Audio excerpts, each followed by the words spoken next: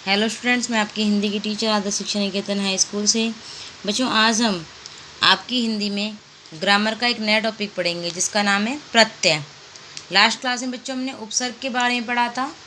तो उपसर्ग जो होते हैं वो मूल शब्द के शुरू में या प्रारंभ में लगते हैं, ठीक है। और उनसे क्या होता है, अर्थ, मूल शब्द का जो अर्थ होता है वो बदल जाता है। इसी के विपरीत प्रत्यय जो होते हैं वो मूल शब्द के अंत में जुड़ते हैं, ठीक है। उपसर्ग कहाँ जुड़ते हैं? प्रारंभ में। और प्रत्यय कहाँ जुड़ते हैं? अंत में। और वही जैसे कि आपको मैंने बताया था कि जो उपसर्ग होते हैं उनके जो प्रारंभ में जुड़ जाते हैं तो मूल शब्द जो होता है उसके अर्थ में परिवर्तन हो जाता है। उसी तरीके से जब प्रत्यय जो पीछे जुड़ते हैं या अंत में जुड़ते हैं तो भी उनके अर्थ को बदल देते हैं, यानी कि उनके अर्थ में परिवर्तन हो जाता है। जैसे देखना, पढ़ाई, बर्फीला, पान वाला। तो यहाँ पे आपने देखा कि पढ़, बर्फ और पान, पढ़ के पीछे आई उपसर्ग लगा है, बर्फीला के पीछे ईला और पान वाला के पीछे वाला। तो यानी कि पान के पीछे वाला लगाया, बर्फ के पीछे ईला और पढ़ के पीछे आई। तो ये शब्द क्या हैं? इनमें पीछे जुड़ने वाले शब्द या शब्दांश को ही प्रत्यय कहते हैं। क्या कहते हैं? प्रत्यय। आपको एक ही बात ध्यान रखनी है बच्चों की प्रत्यय जो है वो शब्द के पीछे जुड़ते हैं और उपसर्ग जो है वो शब्द के आगे जुड़ते हैं, ठीक है। जो शब्दांश किसी शब्द के अंत में जुड़कर उनके अर्थ को बदल देते हैं उनको प्रत्यय कहते हैं। जो शब्दांश किसी शब्द के अंत में जुड़कर, यानी कि पीछे जुड़कर उनके अर्थ को बदल देते हैं उनको प्रत्यय कहते हैं। उपसर्ग में कहाँ जुड़ते थे? आगे या आरंभ में, और प्रत्यय में अंत में, ठीक है। उपसर्ग के कितने भेद बताए थे मैंने आपको? मूलतः 4 भेद बताए थे। अब यहाँ प्रत्यय कितने भेद हैं? प्रत्यय के मूलतः 2 भेद हैं। कौन कौन से? कृत प्रत्यय और तद्धित प्रत्यय, ठीक है। कौन कौन से? कृत प्रत्यय और तद्धित प्रत्यय। कृत प्रत्यय ऐसे प्रत्यय किसी क्रिया या धातु के अंत में लगकर संज्ञा या विशेषण शब्दों की रचना करते हैं। इनके मेल से बने शब्द कृदंत कहलाते हैं। क्या होते हैं कृत प्रत्यय? ऐसे प्रत्यय जो होते हैं वो किसी क्रिया या धातु के अंत में लगते हैं, ठीक है। और अंत में लगकर संज्ञा व सर्वनाम शब्दों की रचना करते हैं। इनके मेल से बने शब्द कृदंत कहलाते हैं, ठीक है। जैसे थक प्लस में आवट, तो क्या बन गया? थकावट। क्या बन गया? संज्ञा या विशेषण शब्दों की रचना करते हैं। संज्ञा सर्वनाम नहीं है बच्चों, संज्ञा या विशेषण शब्दों की रचना कर रहे हैं, ठीक है। जैसे थक प्लस में आवट, तो थकावट क्या हो गया? विशेषण हो गया, ठीक है। तो क्या करते हैं? ये प्रत्यय किसी क्रिया या धातु के अंत में लगते हैं और संज्ञा या सर्वनाम शब्दों की, संज्ञा या विशेषण शब्दों की रचना करते हैं। किसकी रचना करते हैं? संज्ञा या विशेषण शब्दों की। यहाँ पे कृत प्रत्यय के उदाहरण दिखाए गए हैं, देखो।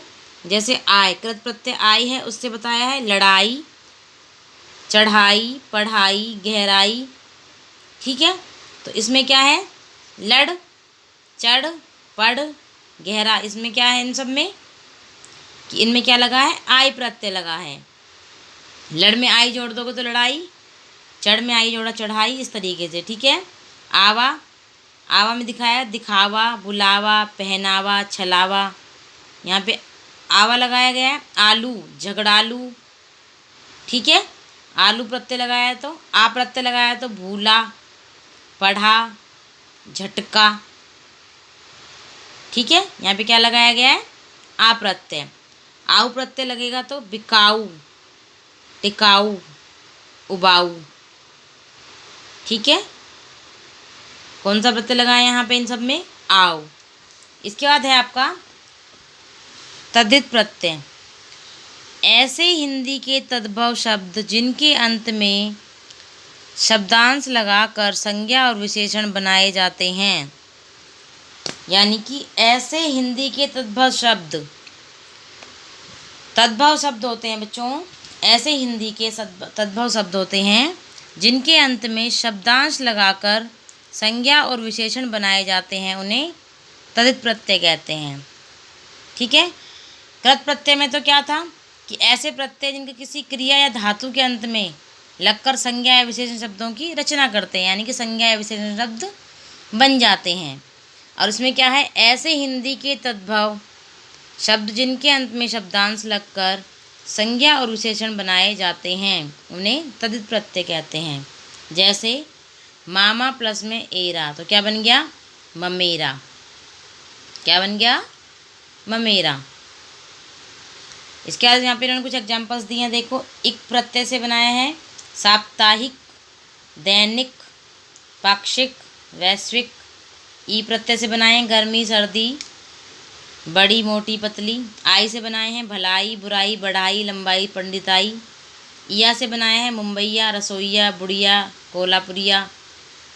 इसके बाद इन्होंने इया से बनाया है मुंबईया, रसोईया, बढ़िया, कोल्हापुरिया।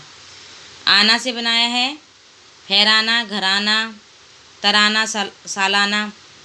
फिर है ता से बनाया है, एरा से बनाया है, आना से बनाए हैं बच्चों, ये सब आना से बनाए हैं आपके फहराना, घराना, तराना और सालाना। एरा से बना है मौसेरा, फुफेरा, घनेरा, चितेरा। जब उनको पढ़ रहे हो तो आपको पता चल रहा होगा कि इसमें कौन सा प्रत्यय लगा, जैसे हम यहाँ देखते हैं कथाकार। अब आप इसमें बता सकते हो कौन सा प्रत्यय लगा है, कार। कौन सा प्रत्यय लगा है इसमें, कार प्रत्यय लगा है। ठीक है। ऐसे हमने देखा विधि पूर्वक, तो इसमें कौन सा प्रत्यय लगा है, पूर्वक। विधि जो है वो मूल शब्द है। ठीक है। जब हमने देखा जरूरतमंद, तो यहाँ पे कौन सा प्रत्यय लगा है, मंद। जरूरत क्या है, मूल शब्द है। तो पढ़ोगे तो आपको आराम से पता चलेगा। ठीक है। ता से है सरलता, सुंदरता, मित्रता, कायरता। पा से है बुढ़ापा, मोटापा। कार से है पत्रकार, गीतकार, साहित्यकार, कथाकार। ऊ से है छोटू, खुशबू, दब्बू, लंबू।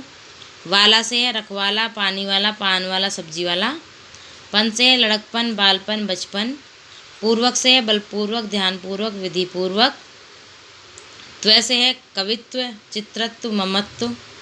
मंद से है अक्लमंद, फिक्रमंद, ज़रूरतमंद। गार से है खिदमतगार, मददगार। दार से है नंबरदार, जायकेदार, लेनदार, देनदार, मलाईदार। जब इनको पढ़ोगे तो आपको पता चल जाएगा कि उपसर्ग लगा है या प्रत्यय, और कौन सा प्रत्यय लगाया हुआ है। ठीक है। अब इसके बाद देखो उपसर्ग मूल शब्द तथा प्रत्यय लगे शब्दों के कुछ उदाहरण। उपसर्ग मूल शब्द तथा प्रत्यय लगे शब्दों के, यानी कि जिनमें उपसर्ग भी लगा हो और प्रत्यय भी लगा हो, उनके दोनों के उदाहरण देखो। अब इसे यहाँ पे लिखा विशेषता। अब इसको देखते हैं विशेषता। तो विशेषताएं बच्चों आपको पता चल रहा होगा, अगर हम वी को निकाल दें और ता को निकाल दें तो शेष जो है वो शब्द बचेगा। वी क्या हो गया आपका, उपसर्ग, और ता क्या हो गया, प्रत्यय, और मूल शब्द क्या बचा, शेष। ऐसे अशिक्षित को देखते हैं तो ए क्या हो गया, मूल शब्द, सॉरी उपसर्ग, क्योंकि शिक्षित भी एक शब्द है।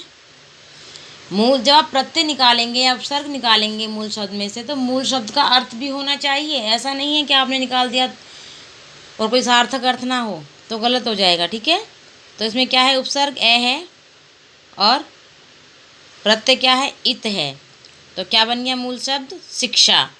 निर्धनता में धन जो है वो मूल शब्द है, निर उपसर्ग है और ता प्रत्यय है। अमानवीय में ए जो है वो उपसर्ग है और आपका मानव जो है वो मूल शब्द है, और ई जो है वो प्रत्यय है।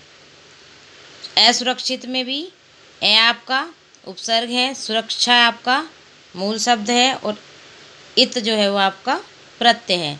सुनियोजित में सु उपसर्ग है, नियोजन यानी मूल शब्द है, और इत यानी उपसर्ग है, वो सॉरी प्रत्यय है। ठीक है।